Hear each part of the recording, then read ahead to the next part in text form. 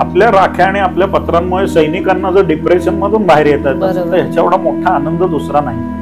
तिथले जे गुरुजी असतात ते सगळ्यांना पाठावर बसवतात, त्यांना टोपी घालतात, कुंकू लावतात आणि मग राख्या वगैरे बांधल्या जातात. या सगळ्या बारीक बारीक गोष्टींचं महत्व किती आहे. आणि मग सैनिकांचा एखादा फोन येतो की घरची राखी यायच्या आधी तुमची राखी तिच्या म्हणजे कृपेने शब्दांचं उत्तम साह्य घेऊन इतिहास ललिताच्या धाटणींनी कसा मांडावा हे बाबासाहेबांचं कौशल्य आहे. घराघरामध्ये शिवाजी महाराज पोहोचवण्यामध्ये मला वाटतं त्यांचा हात आहे.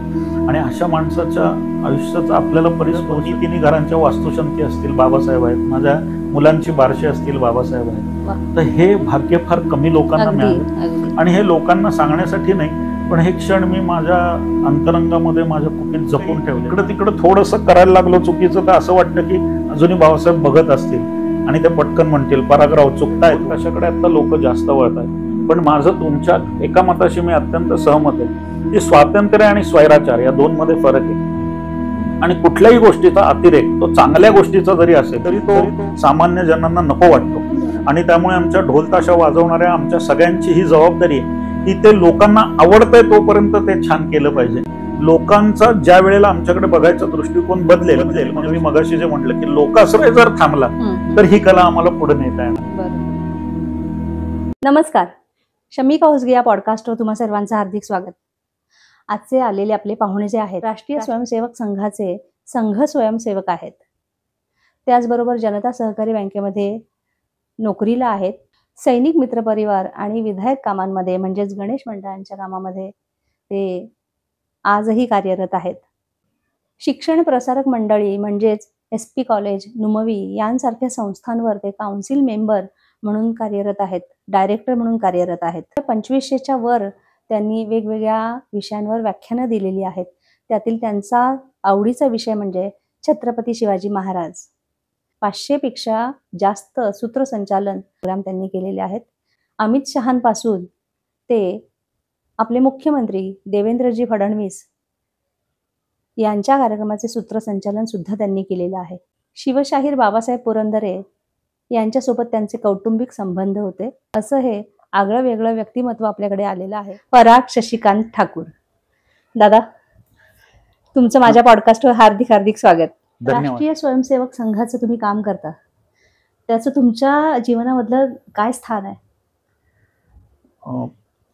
प्रश्न खूप विचार करायला लावणार आहे, पटकन उत्तर देता येणार आहे.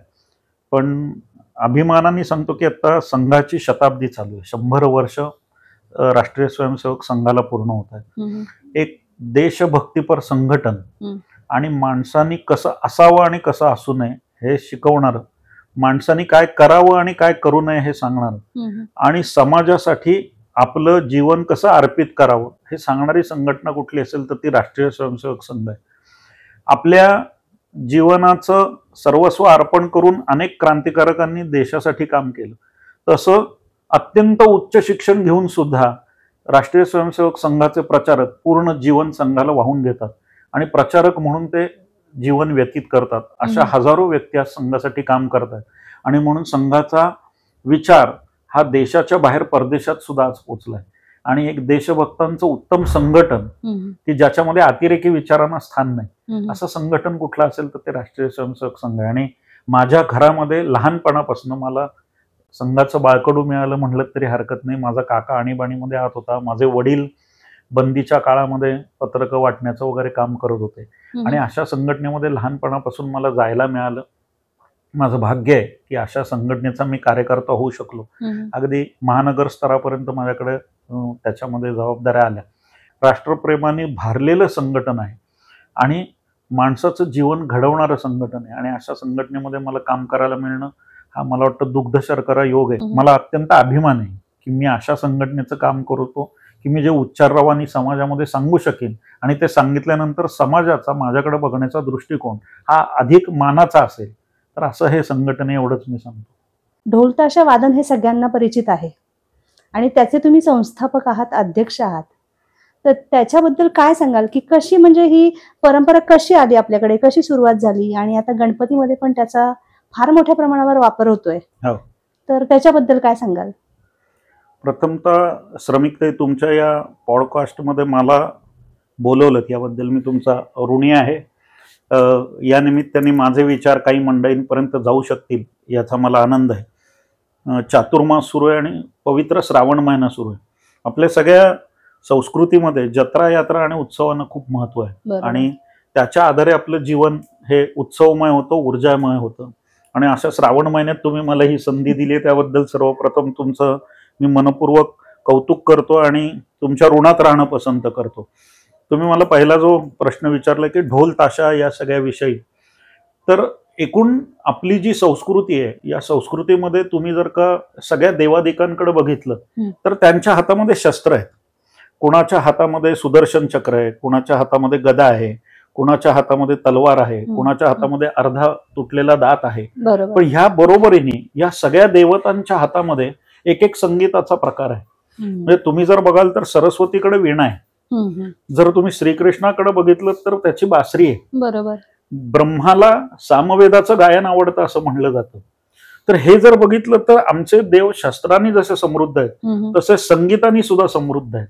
आणि त्या कला ज्या आल्या त्या महाराष्ट्रातल्या लोकवाद्यांचं नाव जर काही असेल तर ते आहे ढोल ताशा.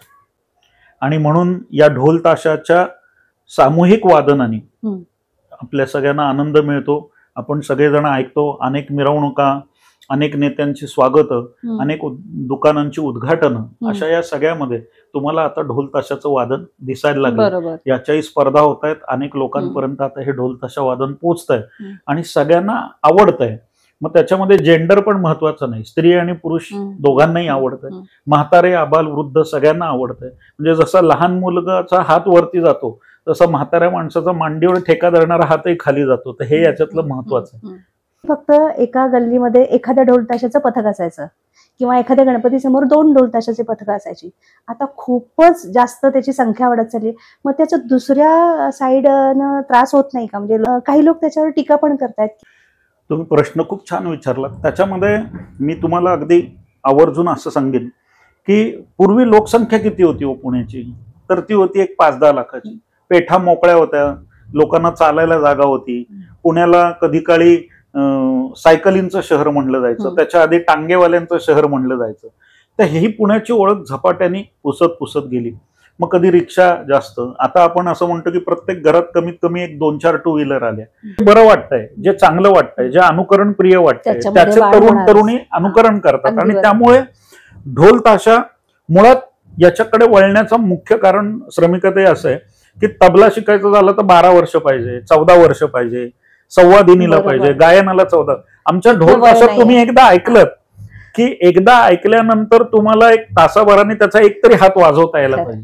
आणि संत तुकाराम महाराजांनी अतिशय उत्तम शब्दात सांगितलं होतं की आमच्या महाराष्ट्रातलं हे सगळे बहुजन आहेत ना, यांना शास्त्रीय संगीत किंवा शास्त्रीय वाद्य याच्यापेक्षा ढोल, ढोलकी, तुणतुणं ह्याचा हे जास्त आहे. म्हणजे त्याला मी म्हणेन की ते लोकवाद्य आहेत, ते पटकन आपलीशी वाटतात, त्या रचना छान होतात आणि त्यामुळे ढोल ताशाकडे आता लोक जास्त वळतात. पण माझं तुमच्या एका मताशी मी अत्यंत सहमत आहे की स्वातंत्र्य आणि स्वैराचार या 2 मध्ये फरक आहे. आणि कुठल्याही गोष्टीचा अतिरेक, तो चांगल्या गोष्टीचा जरी असेल तरी तो सामान्य जनांना नको वाटतो. आणि त्यामुळे आमच्या ढोल ताशा वाजवणाऱ्या आमच्या सगळ्यांची ही जबाबदारी आहे की ते लोकांना आवडतंय तोपर्यंत ते छान केलं पाहिजे.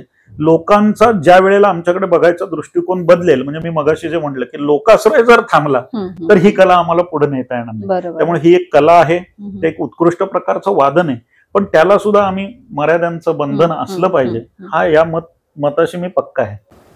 ढोल ताशा त्याच्या तालावरती पुढे नृत्य असताना भगवा ध्वज हातात घेतलेला आहे, उत्तम गणवेश घातलेली मुलं मुली हे दृश्य आपण पाहतो.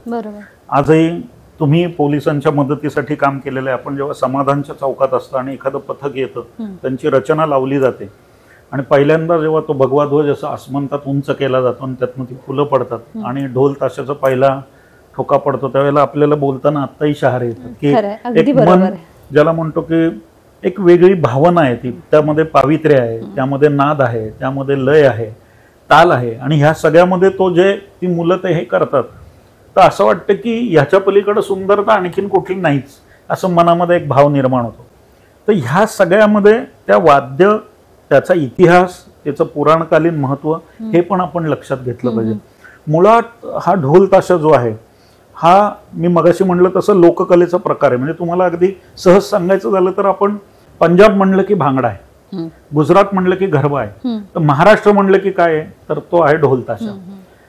आमच्या श्रीमंत शिवशाहीर बाबासाहेब पुरंदरांच्या भाषेत सांगायचं झालं तर इथलं ढेकूळ जरी, मातीचं ढेकूळ जरी तुम्ही पाण्यात टाकलं तरी जो तवंग उमटेल तो इतिहासाचा आहे. आणि तसा जो इतिहास ज्या वाद्यांना आहे ते आहे ढोल ताशा.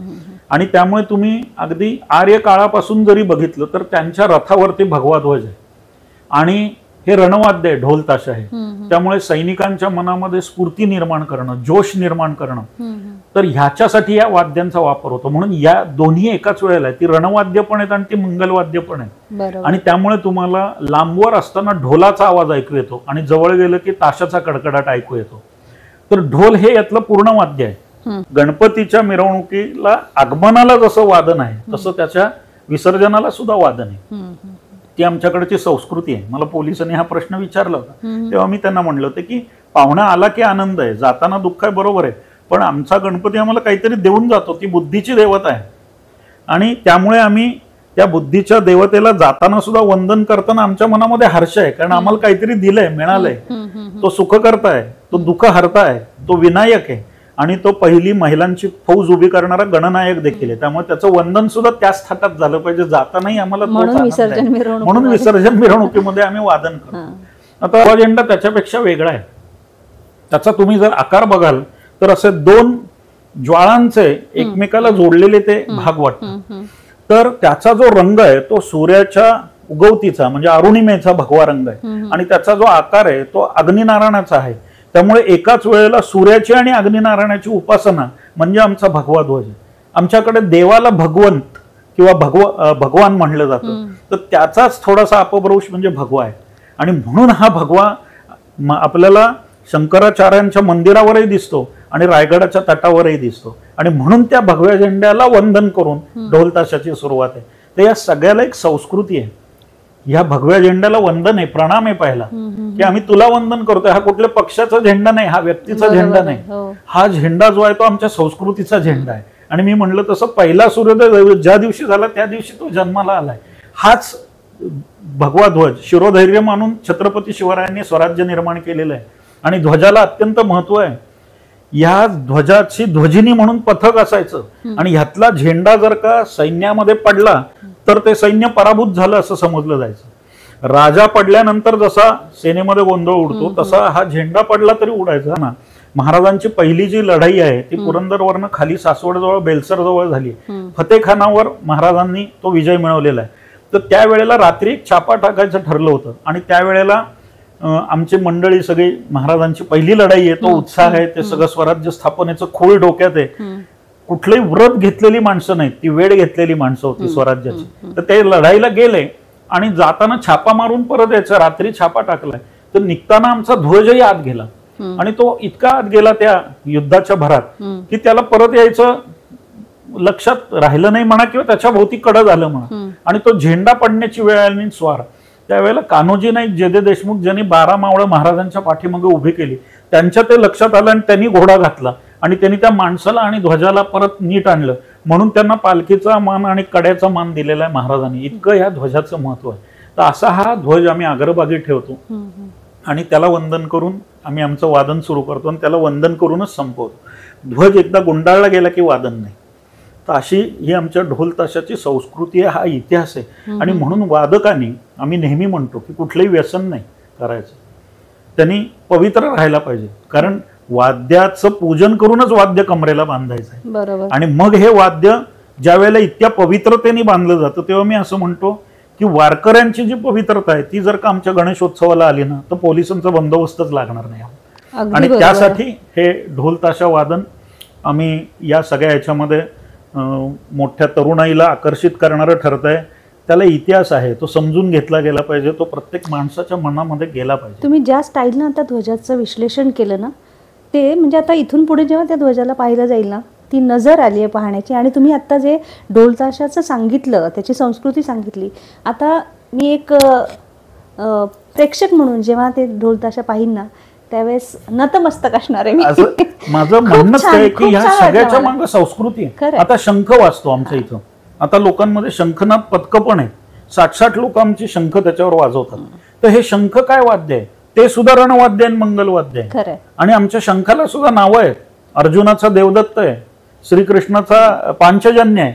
तर त्याची फुंक ही आमची जशी देवाला आराधना करणारी आहे तशी आमच्या सैनिकांना उठा म्हणणारी आहे की चला आता युद्धाला सिद्ध व्हा, युद्धाय कृत निश्चय असं अर्जुनाला श्रीकृष्णाने सांगितलंय. तर ते सज्ज होण्यासाठी शंखवादन आहे. म्हणून मी म्हटलं की रणवाद्य आणि मंगलवाद्य, आता शंखाचाही त्यात समावेश आहे.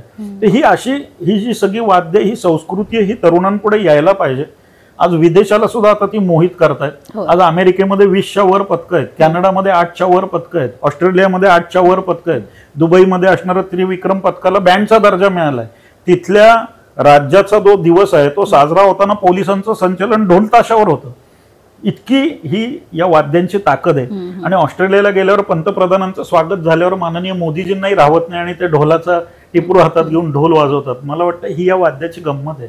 पूर्वी आम्ही म्हणायचो की ज्याच्या छातीवर केस आहे आणि ज्याच्या मनगटात जोर आहे त्यांनी हे वाद्य वाजवावं. पण आता मुलींनी आम्हाला खोटं ठरवलं, कारण ते आमच्यापेक्षा उत्कृष्ट वाजवतात. आमच्यापेक्षा जड ढोल कमरेला बांधून त्या जेव्हा गुडघ्यावर उडवतात आणि त्यांच्या टिपरी जे ढोलावर पडतं तर ते बघत राहावं असं वाटतं की त्यांनी आम्हाला मागं टाकलं. एक प्रकारचा आनंद आहे. आणि याच्यात 33% आरक्षण नाही, याच्यात 100% आरक्षण. आणि ही जी संस्कृती आहे, हा खेळ आहे. अजूनही तुम्ही मंडळांकडे गेलात तर ते म्हणतात ढोल ताशाचा खेळ बोलवलाय. तर हा जो खेळ आहे, या खेळाच्या काही आकृतीबंध निर्माण करण्यासाठी सरकारने आता काहीतरी करण्याची वेळ आलेली आहे. कारण आता महाराष्ट्रामध्ये जर आज विचार कराल तर 1000च्या वर पथकं वाजन करतायत, लाखाच्या वर माणसं आहेत. अहमदाबादला आहे, बडोद्याला आहे, नंतर बंगळूरला आहे. तर ही वाढती संस्कृती, याला काहीतरी एक आकृतीबंध निर्माण करायला लागेल, त्याला एक चौकट द्यायला लागेल आणि मग ते लोकांना आणखीन आकर्षक वाटेल, सहज वाटेल, असं त्याच्यामध्ये काहीतरी करायला लागेल. आणि मी खेळ असं मगाशी तुम्हाला म्हणलो, आम्ही एक प्रयोग केला होता, तेवढा फक्त तुमच्या माहितीसाठी सांगतो, तो प्रेक्षकांनाही उपयुक्त ठरेल. शेखर कुलकर्णी म्हणून माझा एक मित्र आहे, तो डॉक्टर आहे. तो स्त्रियांचा ब्रेस्ट कॅन्सर स्पेशलिस्ट आहे. ते ऑपरेशन झाल्यानंतर स्त्रियांच्या हाताला एक प्रकारची सूज येते आणि वेदना होतात. तर त्याचं जे एक पेशंट होती, तो त्यातला खूप चांगला, म्हणजे तो सांगीतिक उपचार वगैरे अशा पद्धतीने पण काम करतो. मोठं नाव आहे पुण्यातलं आणि चांगलं नाव आहे. तर त्याची एक पेशंट होती, त्या बाईच्या हातावर सूज कमी, तिला फारसा वेदनांचा त्रास नाही, चेहरा हसरा. तर चेकअपला आल्यानंतर त्याने विचारलं की ताई नेमकं काय करताय तुम्ही, म्हणजे ही चांगल्या सुधारणा तुमच्यात दिसतात, सिम्पटम्स नाही, काय सांगताय? त्या बाईला नेमकं काही सांगता येईना ना की काय झालंय काय नाही. आणि जेव्हा ती निघाली तर सहज जाताना ती विसरली की ती म्हणली मी एक ढोल पथकात सध्या वाजवायला जाते, म्हणले आनंद मिळतो, छान वाटतं. तो थबकला.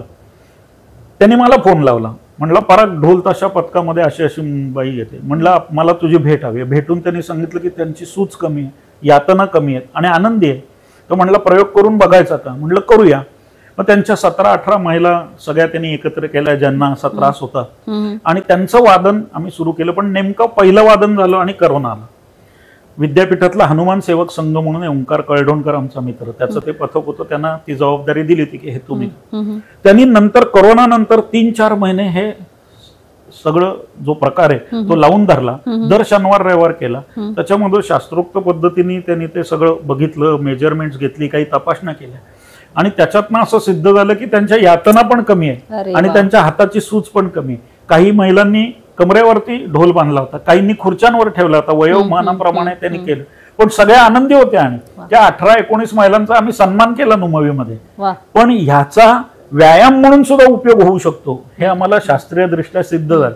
आणि मला वाटतं ते फार महत्वाचं आहे. माणसाच्या आयुष्यामध्ये ज्यांना यातना आहे त्या यातना कमी करण्यासारखं सुख दुसरं कुठलं नाही आणि ते आमच्या या ढोल ताशामधनं मिळू शकतं. हे मला दिसल्यानंतर मला झालेला आनंद मोठा आहे. दादा, बाबासाहेब पुरंदरेंबाबत म्हणजे मी ऐकलंय की खूप तुमचं कौटुंबिक गरोबा होता त्यांच्याशी आणि सुरुवातीपासूनच त्यांच्या सोबत होतात तुम्ही. काय सांगाल त्यांच्याबद्दल? तो आमचा एक आठवणींचा खजिनाच आहे, आठवणींचा कप्पा आहे. त्या गुरु ठाकूरांच्या एक 4 ओळी फार छान आहेत बघा, की मी माझ्या मनाला आठवणींच्या देशात कधी पाठवत नाही. जाताना त्याला बरं वाटतं पण येताना त्याला येवत नाही. तर बाबासाहेब पुरंदरे ही आमच्या आयुष्यातली फार मोठं देणं, किंवा मी असं म्हणेन की आमचं आयुष्य काहीच नव्हतं आणि तेव्हा बाबासाहेबांचा परिस्पर्श आमच्या आयुष्याला झाला आणि सगळं जीवनच बदलून गेलं आमचं. आता 2 दिवसापूर्वी नागपंचमीला बाबासाहेबांचा वाढदिवस होता आणि आम्ही वाड्यावरती काही कार्यक्रम केला. आम्ही सगळी मंडळी जमतो. मग या माणसाकडे प्रचंड ऊर्जा, प्रचंड प्रेरणा, इतिहासाचं सखोल ज्ञान, उत्तम नाटककार, उत्तम लेखक, उत्तम कवी, उत्तम संगीतकार काय नव्हतं या माणसाकडे. आणि असंख्य माणसांना प्रेरणा देण्याची शक्ती आणि कायन हसतमुख. 100व्या वर्षी हा माणूस गेला, पण या माणसाकडे असलेल्या या ज्या सगळ्या गोष्टी त्यांनी आम्हाला आमच्या ज्या पदरात टाकल्या ना, त्याला दुसरं कुठलं नाव नाही. म्हणजे हे दान आम्हाला आजही पुरतंय, आमच्या आयुष्यभर पुरणार आहे. मी जाणता राजाच्या या महानाट्याच्या निर्मितीच्या आधीपासून बाबासाहेबांच्या संपर्कात आलो. आमच्या भागामध्ये हनुमान व्यायाम मंडळ म्हणून एक जुन्या लोकांचं मंडळ आहे. तर बाबासाहेब त्याचे सभासद आणि त्यांच्याबरोबर सहली वगैरे काढणं. अर्थात त्या वयोगटामध्ये आणि आमच्या वयोगटामध्ये खूप फरक, कारण ती सगळी मंडळी आता 90च्या पुढची आहे आणि मी आता अजूनही 58च्या वयाला येतोय. पण त्यांचा सहवास मिळाला. शिवजयंतीला येणारी बाबासाहेबांची घोड्यावरनं येणारी स्वारी, त्यांची ती काळी शेरवानी सलवार, हे पहिल्यापासून बघितलं. आणि जेव्हापासून बाबासाहेबांना ऐकलं तेव्हापासून आम्ही बाबासाहेबमय होऊन गेलो. आणि जाणता राजामध्ये माझी आई, मी, माझी पत्नी, माझी मुलं, आम्ही सगळ्यांनी कामं केली. आणि ह्या कार्यक्रमाच्या निमित्ताने, या महानाट्याच्या निमित्ताने बाबासाहेबांबरोबर सारखा संपर्क यायचा. आमच्या प्रयोगाच्या वेळी ते आमच्याबरोबर राहायचे, आमच्याबरोबर गप्पा मारायचे, आम्हाला विविध गोष्टी करायला सांगायचे. आणि आयुष्यातली श्रीमंती मला त्यांनी शिकवली. त्यांचा शब्द असा होता की परागराव, जे काही कराल ते उंचीने करा, श्रीमंतीने करा. तर हे स्वप्न, उत्कट स्वप्न श्रीमंतीने साकार करणं हा एक भाग वेगळा आहे. आणि मी श्रीमंती पैशाची नाही म्हणत, त्याच्या सादरीकरणाची म्हणतो. तर ती आम्हाला बाबासाहेबांनी शिकवली. आणि जाणता राजामध्ये गेल्यानंतर माझा भाग नाचाचा जास्त होता, पण आम्ही अनेक भूमिका करायचो. अनेक मित्र मिळाले तिथं, अनेक माणसं मिळाली. विक्रम गायकवाडांसारखा आंतरराष्ट्रीय दर्जाचा मेकअप आर्टिस्ट हा आमचा तिथं आम्हाला मिळावा. रात्री आम्ही त्यांच्याबरोबर गाणी म्हणावी. खरंच सांगा, हे भाग्य कोणाला लाभलं असेल. एक प्रकारचे संस्कार आपल्या ज्या वयात व्हायला पाहिजेत त्या वयामध्ये आम्ही बाबासाहेबांच्या जवळ होतो. मी नेहमी असं म्हणतो की ज्या वयामध्ये बोटामध्ये सिगरेट येऊन कट्ट्यावरती बसलो असतो त्या वयामध्ये मला हे भेटले आणि आयुष्य पलटून गेलं. आणि म्हणजे बाबासाहेबांच्या बरोबर मला शाहीर किसनराव हिंगे, शाहीर विठ्ठलराव बोक्से, बिंदू माधव जोशी अशी मंडळी समोर मिळाली आणि या सगळ्यांबरोबर काम करायला मिळालं. त्यातलं बाबासाहेबांचा प्रभाव माझ्या आयुष्यावर खूप आहे आणि तो मी मानतो. कारण इतकं उत्तमतेने आणि उत्कटतेने काही सादर करणं हे फक्त बाबासाहेबांमुळे शिकलो. आणि कुठल्याही क्षेत्रात काम करा परागराव, पण ते उत्तम रीतीने करा. त्यांनी मला एकदा सांगितलं होतं, लोकमान्य टिळक तुरुंगात असताना त्यांच्या मुलांनी पत्र पाठवलं होतं काहीतरी व्यवसायाच्या संदर्भात विचारणं. तर म्हणे लोकमान्य टिळकांनी आपल्या मुलाला लिहिलं होतं की जरी जोडे बनवण्याचा व्यवसाय केलास तरी ते जोडे असे उत्कृष्ट बनव की पुणेरी जोडे घ्यायचे तर टिळकांचेच, असं लोकांनी म्हणलं पाहिजे. तर अशा उत्कटतेने तुम्ही काम करा ही शिकवण बाबासाहेबांनी आम्हाला दिली. आणि खूप छान क्षण त्यांच्याबरोबर अनुभवता आले. बाबासाहेब समोर बसलेले असताना जाणतारातले प्रसंग त्यांच्या समोर सादर करणं असेल, आमचा नाच करणं असेल. म्हणजे कोल्हापूरला आम्ही गेलो होतो आणि बाबासाहेब समोर बसले होते आणि दुपारी आमचं मजेमध्ये चाललं होतं आणि आमचं नाचाचं हे करायचं ठरलं की नाच करून दाखवा, गाणी म्हणून दाखवा. आणि आम्ही गोंधळ बिंद अशी सुरुवात केली आणि मी पायामध्ये चाळ बांधली आणि आमचा कार्यक्रम सुरू झाला. आणि सगळेच जण होते. 11:30ला सुरू झालेला कार्यक्रम 5 वाजता संपला. ना कोणाला जेवणाची शुद्ध होत ना काही. आणि तेव्हा बाबासाहेब म्हणले की परागराव, आजपासून तुम्ही शाहिरी फडामध्ये नाचायचं. तर ही जी प्रेरणा, गुणग्राहकता, हा मुलगा कुठं उपयोगी पडेल, तर हे त्यांनी जाणलं आणि त्यांच्याकडनं त्या बाळामृत म्हणून त्या आम्हाला हळूहळू आम्ही वेचलं म्हणू. आणि त्यामुळे या बाबासाहेबांच्या सहवासातले सगळे जे क्षण आहेत ते आमचे सज्जनगडला त्यांच्याबरोबर असणारी सहल आहे, पावनखिंडीमध्ये त्यांच्याबरोबर गेलेलं असताना त्यांच्याकडनं ऐकलेलं बाजीप्रभूंचं हे, या सगळ्याचा एक विलक्षण प्रभाव माझ्या आयुष्यावर आहे. आणि मी असं म्हणतो की इतिहास असं म्हणताना त्याचा जी व्याख्या आहे ते इति अरहास, या इथे असं घडलं. आणि ते बाबासाहेबांनी आम्हाला फार छान रीतीने उलगडून सांगितलं. सरस्वतीच्या म्हणजे कृपेने शब्दांचं उत्तम साह्य घेऊन इतिहास ललिताच्या धाटणींनी कसा मांडावा हे बाबासाहेबांचं कौशल्य आहे. घराघरामध्ये शिवाजी महाराज पोचवण्यामध्ये मला वाटतं त्यांचा हात आहे. आणि अशा माणसाच्या आयुष्याचा आपल्याला परिस्पर्श, माझ्या 2-3 घरांच्या वास्तुशांती असतील बाबासाहेब आहेत, माझ्या मुलांची बारशी असतील बाबासाहेब आहेत. तर हे भाग्य फार कमी लोकांना मिळालं. आणि हे लोकांना सांगण्यासाठी नाही, पण हे क्षण मी माझ्या अंतरंगामध्ये माझ्या कुपीत जपून ठेवलेत आणि त्याचा सुगंध मी वारंवार घेत असतो. आणि जर आपण काही इकडं तिकडं थोडंसं करायला लागलो चुकीचं, तर असं वाटतं की अजूनही बाबासाहेब बघत असतील आणि ते पटकन म्हणतील परागराव चुकताय तुम्ही. तर असं काही करायचं नाही हे मनामध्ये नक्की ठरवलं. सत्संग काय असावा? आम्हाला तो मिळाला. खऱ्या अर्थानं सत्संग तो. हो, म्हणजे मला नेहमी असं वाटतं की माणूस रमतो कुठे, तर तो त्याच्या आवडीच्या क्षेत्रात रमतो. आणि त्या आवडीच्या क्षेत्रातली उत्तुंग व्यक्तिमत्व जर त्याला तरुणपणामध्ये मिळाली तर त्याच्या आयुष्याचा पोतच बदलतो, त्याचा रंगच बदलतो, कलाटणी मिळून जाते. आणि त्या आयुष्याला कलाटणी देण्याचं सामर्थ्य ज्या लोकांमध्ये होतं त्यात एक बाबासाहेब मला लाभले.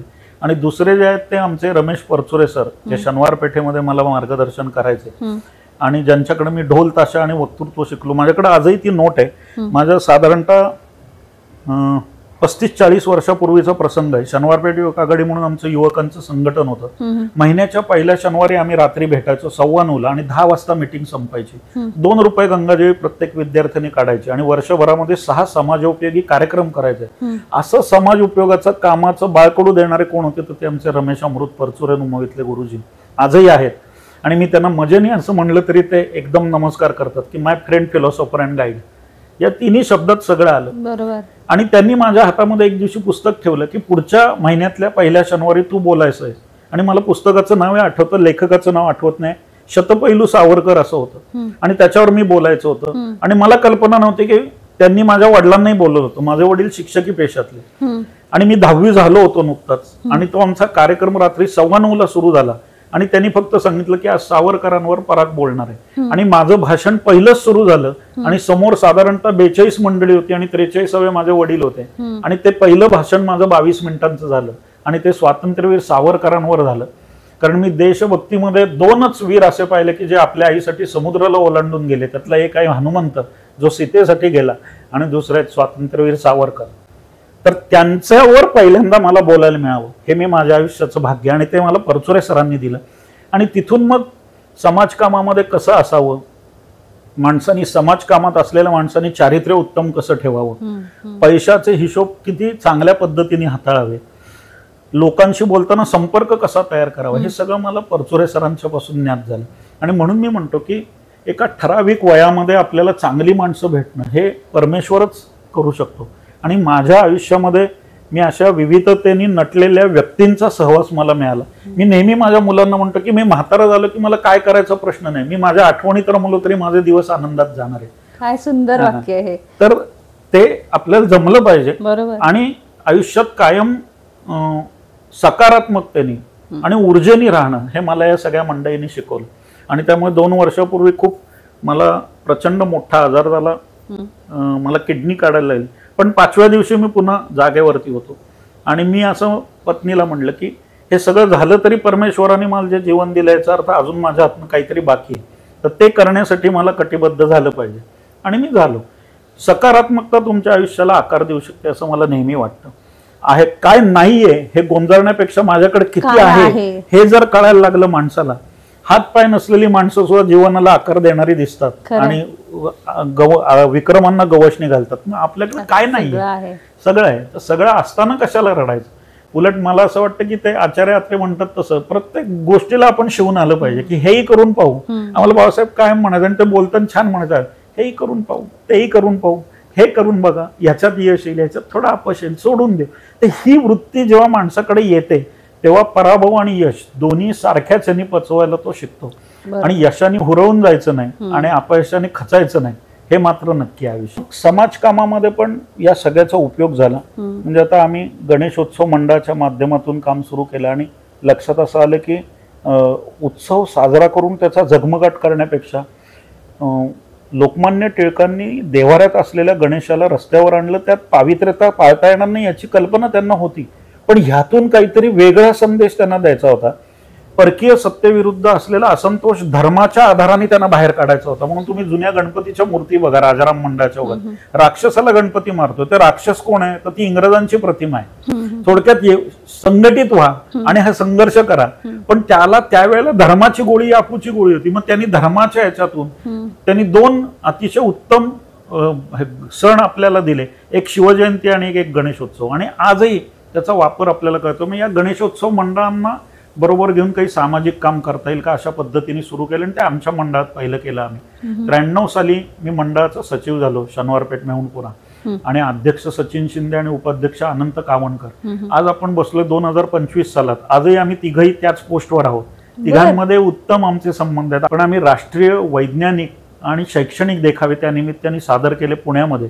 आणि ज्या मंडळाला कधी कोणी विचारत नव्हतं त्या मंडळाच्या बक्षिसांची संख्या आता पोत्यात घालून सुद्धा वरती उरतीये. एवढी बक्षिसं या सगळ्या मंडळांनी मिळवली, महिलांचा सहभाग मिळवला.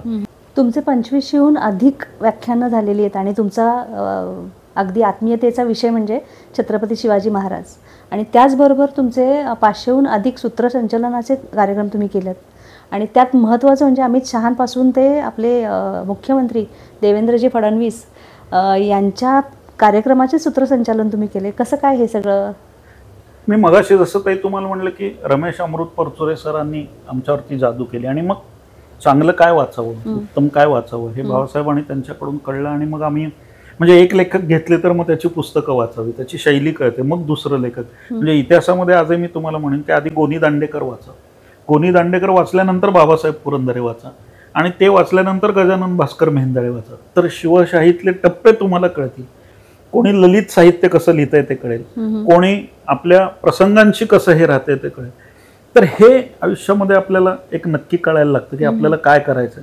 आजही माझ्याकडे 2-2.5 हजार पुस्तकांचा संग्रह आहे आणि ती पुस्तकं मी वाचतो.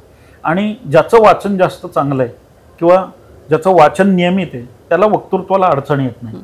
मग तो विविध संदर्भ असे पट उलगडल्यासारखे सांगतो. 1-2दा माझे पहिल्यांदा मी मुद्दे घेऊन वाचले असतील, त्यानंतरची माझी जी सगळी भाषण आहेत ती माझी उत्स्फूर्त आहेत. काही भाषणं तर अशी आहेत की मी तयारी नाही करू शकलो. तर आज मी खरं तर ढोल ताशा आणि माझ्या सगळ्या विषयातले संदर्भ मोबाईलमध्ये घेतले, पण बँकेत असताना मला तुमच्याकडे येताना ते वाचायला नाही मिळाले. मग मी आहे तसं बोलतोय, आखीव रेखीव काही नाही. पण अशा वेळेला काय सांगितलं पाहिजे, काय बोललं पाहिजे. आणि वक्तृत्वामध्ये सगळ्यात असं म्हणतात की वक्ता दशसहस्रेषु, 10,000 एखादा वक्ता असतो. समोरच्या माणसाच्या डोळ्यात डोळे घालून बोलणं आणि आपलं म्हणणं त्याला पटवणं. आणि माझे वडील मला एक जे वाक्य सांगायचं ते फार मला आवडतं की खरा वक्ता कोण, तर जो खूप बोलतो तो नाही, तर ज्याला कधी थांबायचं कळतं तो खरा वक्ता. समोरच्या माणसाची कधी लिमिट संपते आणि त्याची रुची कुठल्या बाजूला आहे. 2-3 उदाहरणामध्ये पहिले आपल्याला कळतं की समोरच्या प्रेक्षकांना काय, तो वर्ग कुठला आहे, तो प्रबुद्ध आहे का, ते वयस्कर आहेत का, लहान आहेत का, तरुण आहेत का.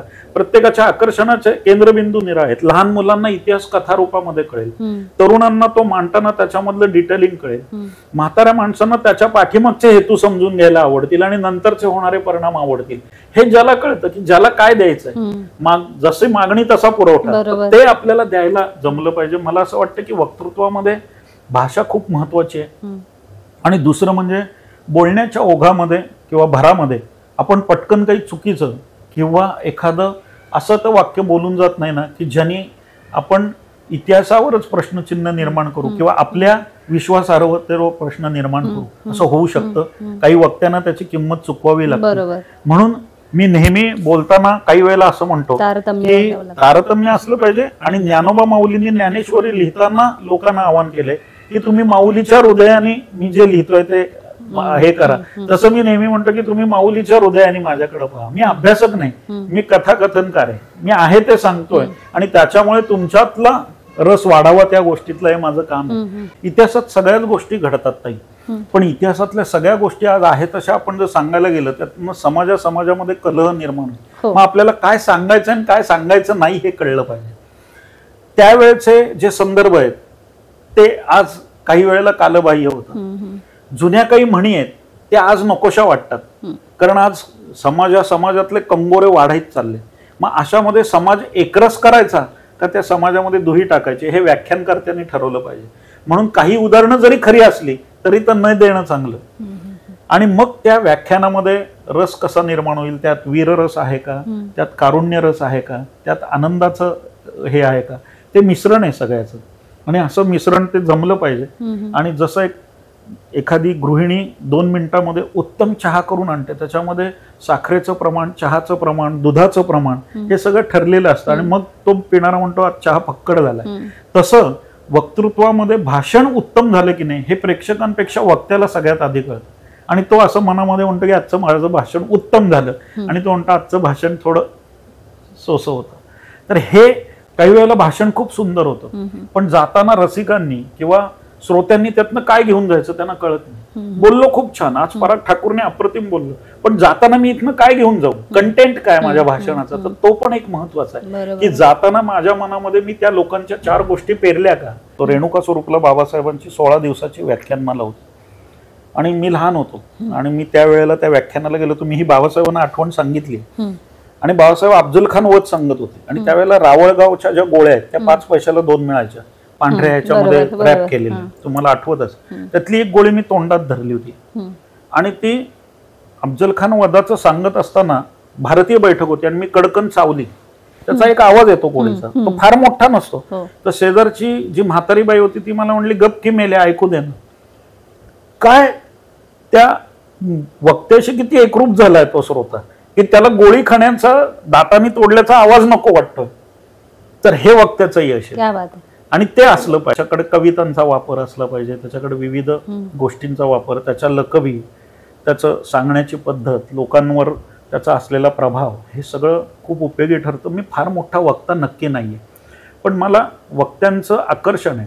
म्हणजे अटल बिहारी वाजपेयी हे मी वक्तृत्वातला एक अतिउत्तम नमुना मानतो की त्यांचं मध्ये ते पॉझेस घेणं, ते समाजाकडे बघणं, त्यांचे ते हातवारे, आणि त्या सगळ्यातून जी एक मोहिनी आहे ना, त्यातून बाहेर पडणं सामान्य माणसाला शक्य नाहीये. जगन्नाथराव जोशी हे माझं आणखीन एक लाडकं व्यक्तिमत्व की ज्यांची भाषणं ही गाजायची शैलीने, खुसखुशीत शैली ज्याला म्हणता येईल ती जगन्नाथरावांची आणि अटलजींची. शिवाजीराव भोसले एक आवडतं व्यक्तिमत्व, पण एक संथ लय, आणि त्यांचं आता त्यांनी बघा वाक्य सुरुवात केली की ते म्हणणार, पराग शशिकांत ठाकूर हे माझे मित्र आहेत आणि त्यांनी विनंती केल्यावरून मी या ठिकाणी आलो आणि आज बोलायला उभं राहिलो. बोलताना छत्रपती शिवाजी महाराजांचा विचार, एक लय. पण हेच जर तुम्ही बाबासाहेबांचं घेतलं तर, आणि अफजल खान वधाच्या वेळेला ही जे वाक्यातले चढ उतार, तोही वक्ता वेगळा आहे, हाही वक्ता वेगळा आहे, हाही अभ्यासपूर्ण आहे, तोही अभ्यासपूर्ण आहे. मग ह्यातलं चांगलं काय घेता येईल. तर हा मला वाटतं वक्त्याचा अभ्यास असला पाहिजे, त्यांनी विविध गोष्टी ऐकल्या पाहिजे, आणि ते मी जमवण्याचा प्रयत्न करतोय. जमलंय असं म्हणत नाही, पण एक 2500च्या वर आजपर्यंत व्याख्यानं झाली आहेत, विविध विषयावर झाली आहेत, बोलायला मिळालं. मला असं वाटतं की प्रत्येक ठिकाणी बोलताना तो माझा वाक यज्ञ आहे, तो यज्ञ आहे. त्याच्यामध्ये माझ्या समिधा कशा पडतात त्याच्यावर त्याचं समीकरण अवलंबून आहे. तर या वाक यज्ञाला समृद्ध करण्याचा मी प्रयत्न करतो. मला अजून जमलंय असं वाटत नाही, पण ते जमायला माणूस शेवटी अंतापर्यंत विद्यार्थी, तो रोज शिकत राहणार आहे काहीतरी. आणि त्याचबरोबरीने मी सूत्रसंचालनाचे कार्यक्रम केले. आत्ताच अगदी अलीकडे 22 फेब्रुवारीला आमच्या जनता सहकारी बँकेचा जो 75व्या वर्षानिमित्त, अमृत महोत्सवी वर्षानिमित्त कार्यक्रम झाला, त्याला अमितजी शहा पण होते, त्याला देवेंद्रजी फडणवीसही होते, त्याला एकनाथराव शिंदेही होते, आणि अजितदादाही होते. आणि अशा वेळेला त्याचं सूत्रसंचालन मी हिंदीतनं करणं आणि ती संधी मला बँकेने देणं, हे मी माझं परम भाग्य समजतो. असंच देवेंद्रजींच्या 2 कार्यक्रमांचं निवेदन करायला मिळालं. वेगवेगळे कार्यक्रम आणि निवेदन आणि वक्तृत्व यामध्ये मी छोटं मोठं, कमी गर्दी, मोठी गर्दी असं कधी मानलं नाही. 5000 लोकांसमोरही बोलायला गेलो, आणि 50 लोकांसमोरही गेलो, आणि 25 लोकांसमोरही मांडलं. मला असं वाटतं की वक्त्याची प्रामाणिकता ती आहे की जो ते 10,000 देईल तेच त्यांनी 10 माणसांनाही द्यावं. बरोबर. आणि तुम्ही आता जसं म्हणाला, माणूस आयुष्यभर विद्यार्थीच असतो, आणि ज्याला शिकायचंच आहे त्याला स्काय इज द लिमिट. शेवटी कुठली विद्या परिपूर्ण झाली असं तो विद्यार्थी मानत पण नाही. सैनिकांसाठी काम करतात, ते काय पद्धतीचं काम असतं? सैनिक मित्र परिवार म्हणून आपली संघटना आहे. त्याचे प्रमुख खरं म्हणाल तर त्याचे आध्वर्यू आनंद सराफ आणि अशोक मेहंदे यांनी ते सुरू केलं. आणि सैनिकांच्यासाठी विविध उपक्रम, त्याच्यामध्ये अनेक कार्यक्रम आहेत. म्हणजे आनंद सराफ आणि ही मंडळी तर सीमेवरती जाऊन सैनिकांना भेटून आलेली आहेत, सायकल सफर करून, काश्मीर ते कन्याकुमारी वगैरे अशा सहली. त्यावेळेला मी नव्हतो त्यांच्याबरोबर, मी थोडा त्यांना उशिरा त्यांच्यामध्ये सहभागी झालो. आणि लक्षात असं आलं की माझ्या आयुष्यामध्ये मला एक कायम वाटायचं की मी सैन्यामध्ये गेलं पाहिजे वगैरे, पण ते समोर नाही जमलं. पण मग आपल्याला या लोकांसाठी काही करता येईल का, आणि मग त्यातनं आनंद सराफांच्या बरोबरीने सैनिक मित्र परिवारात सामील झालो. कॅप्टन सुशांत गोडबोले जेव्हा ते पेरलेले भूसुरुंग निकामी करताना त्यामध्ये गेला, त्यावेळेला 63 इंजिनियर्स म्हणून त्यांची जी कंपनी होती त्याच्या वर्धापन दिनाला त्याच्या वडिलांना बोलवणं आलं होतं. मग तेव्हा मध्ये मी आणि आनंद सराफ त्यांचे नातेवाईक म्हणून गेलो. 10 दिवस त्या सगळ्या सैनिकांसमवेत राहिलो, रणगाड्यामध्ये बसलो. अरे वा. त्याच्यानंतर तुमच्या त्या बंकरमध्ये गेलो, आतली रचना बघितली. तो बायोलॉजिकल वॉरचा सूट असतो तो अंगावर घेऊन चाललो. तर ते सैनिक आणि ते अधिकारी म्हणले की तुम्ही उगाच सिव्हिलियन झाला, तुम्ही आमचेच व्हायला पाहिजे, तर तुमचा जो इंटरेस्ट आहे. तर रणगाड्यामधनं जाताना मी घरी फोन केला. तर म्हणलं फोन लावू का, मोबाईल होता. म्हणले लावा. मी म्हणलं आत्ता जी धडधड ऐकू येते ही पोखरणचा जो बॉम्बिंगचा जो भाग आहे तिथं मी रणगाड्यामध्ये उभा आहे. माझ्या शेजारी एक कॅप्टन होते. ते म्हणले सर तुम्ही आत्ता ज्याचा आनंद घेताय. तर म्हणले उन्हाळ्यामध्ये इथलं टेम्परेचर 52 ते 55 जातं आणि त्यावेळेला हा सराव सुरू असतो.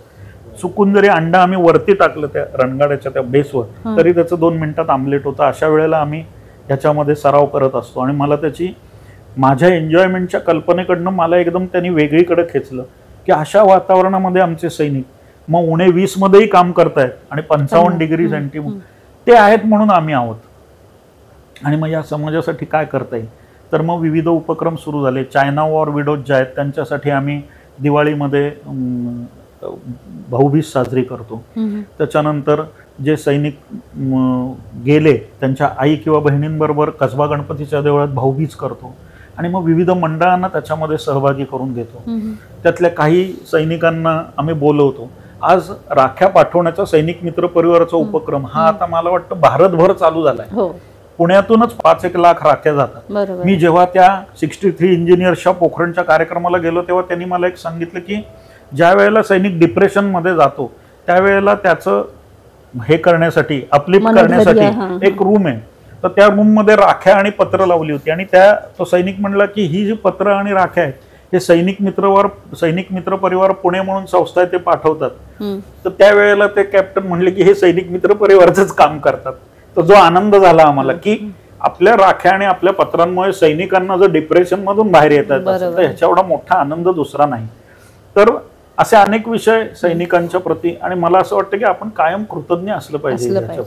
कारण तुम्ही आता ऑपरेशन सिंदूरच्या ह्याने बघितलं असेल किंवा आहे की घरादाराची पर्वा न करता. परवा मला एक त्या सासवड जवळच्या बाई भेटल्या वंचित विकासच्या कार्यक्रमामध्ये.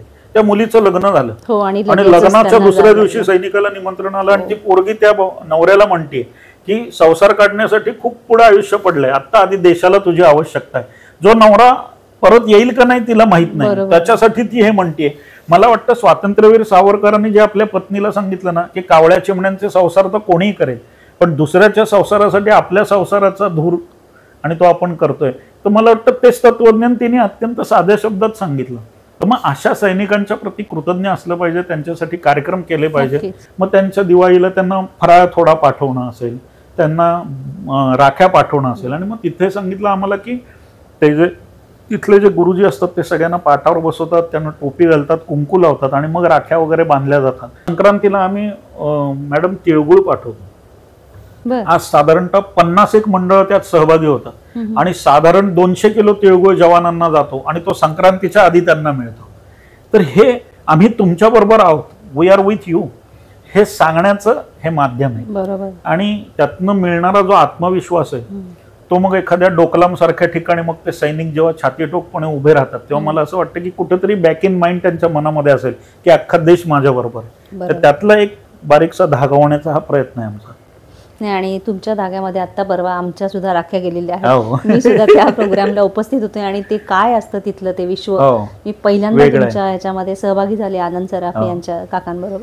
पण खूप छान आहे ते. मुलीशी बोलताना मला मुलगी आणि मुलगा, मुलीचा अजून विवाह व्हायचा, मुलाचा विवाह झाला, पण मी असं कायम म्हणतो मुलगी माझी काही वेळेला जी विधानं करते ती इतकी परिपक्व असतात की एवढ्या वर्ष आयुष्यामध्ये मी काम करून सुद्धा मला ती नवी वाटतात आणि स्वीकारार्ह वाटतात.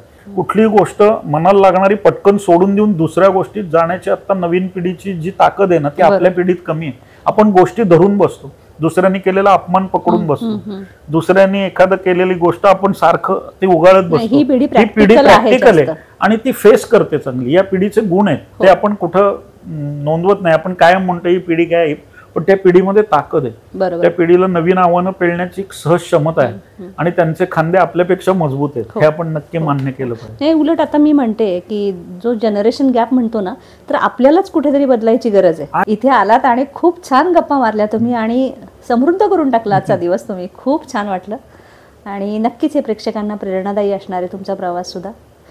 श्रमिकाताई, मला वैयक्तिकरित्या असं वाटतं की तुमचंही काम खूप मोठं आहे. ज्या पद्धतीने तुम्ही नवीन नवीन मंडळींचे विचार विविध लोकांपर्यंत पोहोचवण्याचा पॉडकास्टच्याद्वारे प्रयत्न करताय. आत्ता असलेलं समाज माध्यमाचं तुम्ही अत्यंत उत्तम वापर सजगतेने करताय. तुमच्या या यज्ञामध्ये आज मी एक माझी आहुती दिली असं म्हणेन, आणि एक छान संवाद तुमच्याबरोबर. खरं तर आपला फार परिचय नव्हे तसा, पण आज तुमच्याशी बोलताना त्या मर्यादा मला जाणवल्या नाही, आणि माझ्याकडे जे आहे ते सगळं मोकळेपणाने सांगावं असं वाटणं सुद्धा त्या वातावरणाला पोषक असायला लागतं. तर असं उत्तम वातावरण तुमच्या इथं आहे, आणि त्या वातावरणामध्ये मी येऊ शकलो, मी तुमचा खूप आभारी आहे. ऋणी राहीन तुमची, वेळ काढलात तुम्ही माझ्यासाठी.